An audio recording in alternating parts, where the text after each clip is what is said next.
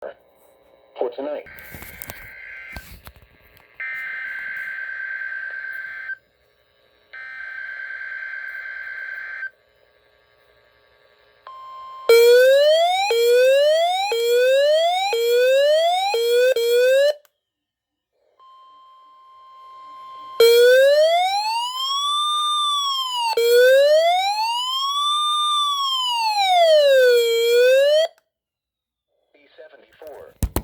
During potentially dangerous weather situations, specially built receivers can be automatically activated by the signal to warn of the impending hazard.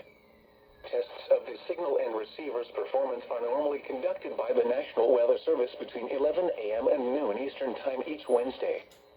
If there is a threat of severe weather, the test will be postponed to the next available good weather day. Reception of this broadcast, and especially the warning alarm tone, will vary at any given location.